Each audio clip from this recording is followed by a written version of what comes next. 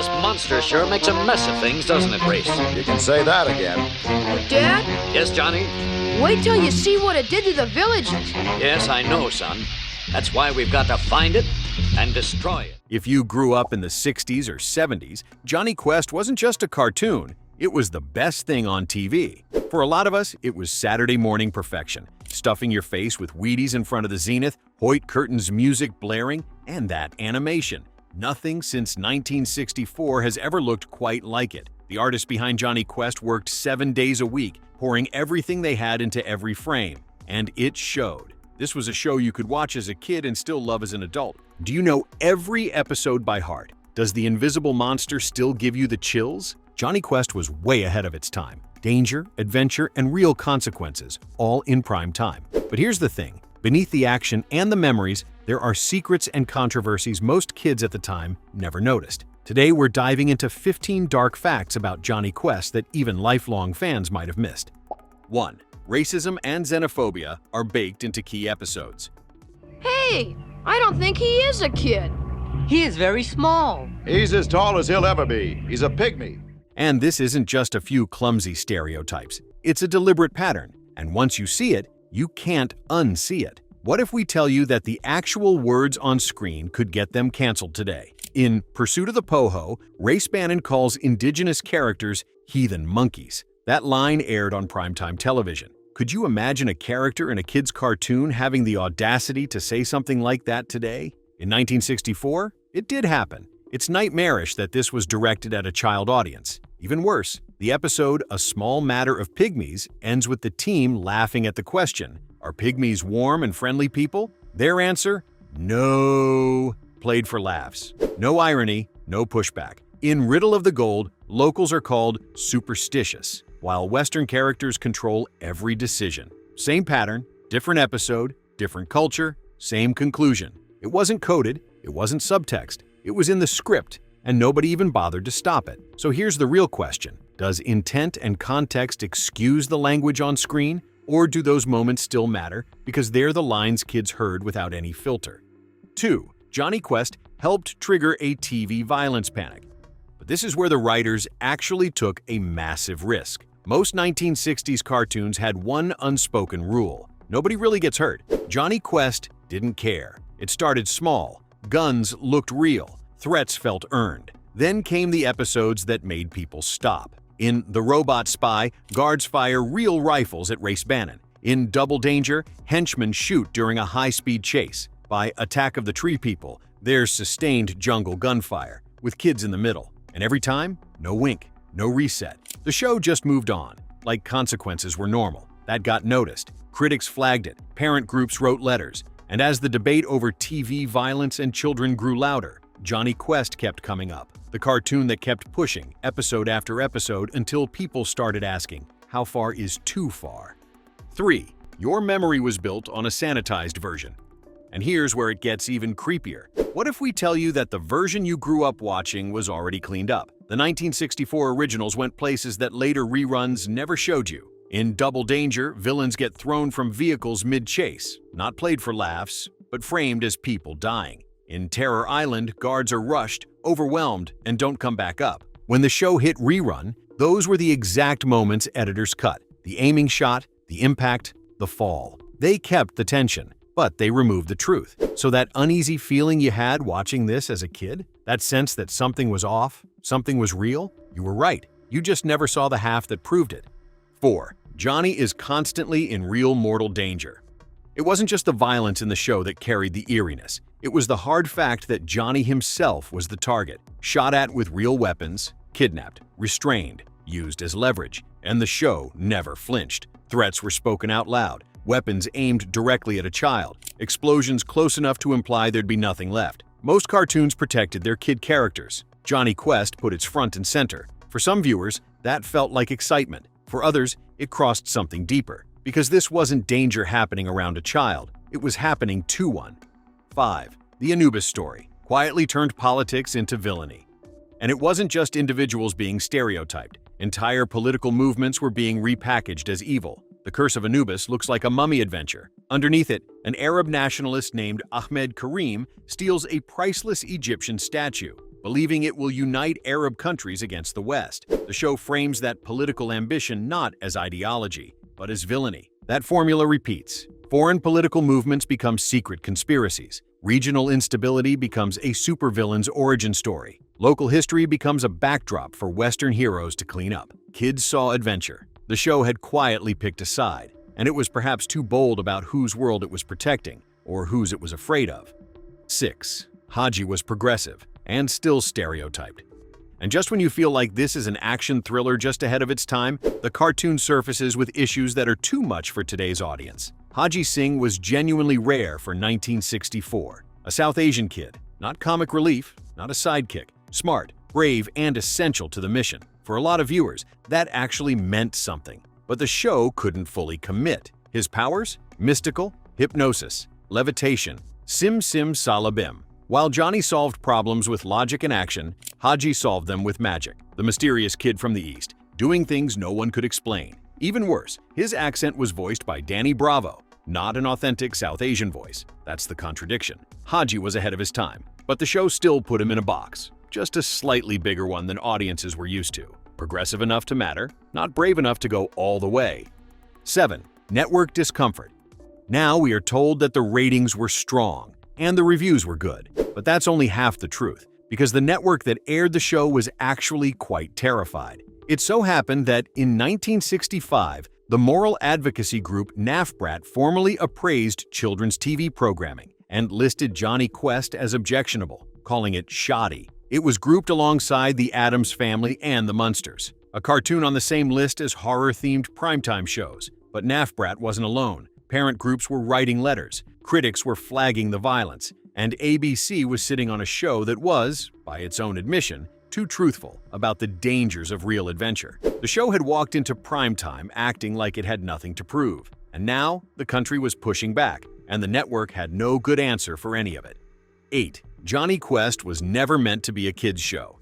Here's a fact that changes everything you remember about Jonny Quest. It was never designed for Saturday morning. When it premiered in 1964, Jonny Quest aired on ABC Primetime, Friday nights, right alongside Lassie and The Ed Sullivan Show. This wasn't a cartoon squeezed between cereal commercials. It was built to compete with the biggest live-action hits on television. The show's tone, realism, and even its violence weren't accidents. Hanna-Barbera brought in comic book artist Doug Wildey to create a hard-edged adventure series, originally built around the radio hero Jack Armstrong. When the rights fell through, Wildey reworked his vision overnight. Jonny Quest was born, inheriting all the grit, danger, and adult edge of a primetime thriller. Jonny Quest wasn't just another animated show. It was a leftover blueprint for something bigger, aimed at adults, with a kid dropped into the middle of it. Even the creators admitted this was only half of what Wildey wanted to make. You weren't watching a kid's cartoon. You were watching a primetime adventure that just happened to be animated, and that's why it still feels so different today. 9. Way too expensive. Now, let's talk about money, because this is where it got out of control for the producers. Every other Hanna-Barbera show in 1964 was built around one principle: animate cheap, limited movement, recycled backgrounds, simple character designs. It worked. It kept costs down, and nobody questioned it. Then came Jonny Quest, a jaw-dropping budget of $65,000 per episode, at a time when the industry standard was sitting at $30,000. They weren't just over budget. They were in a completely different conversation about what animation should cost. 10. What happens when a cartoon breaks its own studio's rules? And it gets even more interesting when you realize the show wasn't anything like the studio would produce normally. Think about what Hanna-Barbera was built on: speed, efficiency, cut corners wherever you can, limited animation, recycled backgrounds, characters that barely moved. It was a system, and it printed money. Then Jonny Quest walked in and refused to play by any of it. More drawings, realistic movement, complex vehicles, action sequences that couldn't be looped or recycled, environments that had to be designed from scratch every single episode. Animators were staging sequences that belonged in feature films, inside a TV studio, on a TV schedule, on a TV budget that was already bleeding out. And the show developed a quiet reputation in the building, brilliant but nearly impossible to make. 11. Why it only lasted one season. The ratings were strong. The audience was there, so why did it end? Money. Each episode cost $64,000 to produce, nearly double what most Hanna-Barbera shows were spending at the time. The lush backgrounds, realistic action, cinematic sequences, none of it came cheap. And 26 episodes in, the budget had won. The cruel irony? The show went on to become a massive moneymaker in reruns, appearing on all 3 major US networks over the next 2 decades. The very same network that pulled the plug was cashing checks on it for 20 years afterward. They canceled a hit because it cost too much, then watched it print money for someone else. 1 season, one of the most expensive mistakes in animation history. 12. Why it influenced future animation. Now, no matter how gloomy the future of the show turned out to be, it's worth knowing that it quietly became the foundation for animated films of the future. Because what Jonny Quest left behind wasn't just a canceled show, it was a blueprint. It was the first of several Hanna-Barbera action-based adventure shows, and the ones that appeared like a who's who of animation history. Space Ghost, the Herculoids, Birdman, and the Galaxy Trio. All of them came directly in its wake. DC Comics writer Jeff Parker said it best, "Everything meets Johnny. In my mind, Johnny is the alpha of it all. That's where it all comes from. Everybody else's sound effects and music comes from his show. It's Johnny, then it's Space Ghost." The 80s action cartoon boom, Batman, the animated series, the entire lineage of serious animated storytelling. It all traces back here. 1 season, canceled too soon, and it still built the DNA of modern action animation. 13. Adult parodies exposed how strange the premise really is. When you revisit Jonny Quest as an adult, one question appears almost immediately. Why are kids constantly in life-threatening missions? Adult animation leaned into that discomfort. In Harvey Birdman, Attorney at Law, the Bannon custody case turns Johnny's upbringing into a legal argument, with Dr. Quest and Race forced to justify raising children around explosions, weapons, and reckless experiments. The humor focuses on emotional neglect and danger exposure, things you probably never questioned as a kid. Shows like The Venture Brothers echo the same idea, reframing the boy adventurer concept as ethically messy. The joke works because the premise already sits on that edge. When you grow up, the fantasy shifts. Adventure starts to look suspiciously like negligence. 14. Why did it look darker than everything around it? Go back and watch it now, as an adult, and tell me it doesn't still hit different.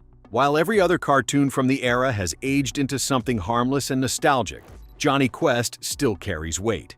And there's a real reason for that. Shadows, silhouettes, low-angle shots, night scenes, tension that builds inside the frame before anything even happens. Characters half hidden, danger you could feel before you could see it. That's not cartoon direction, that's noir filmmaking. And then the music kicks in.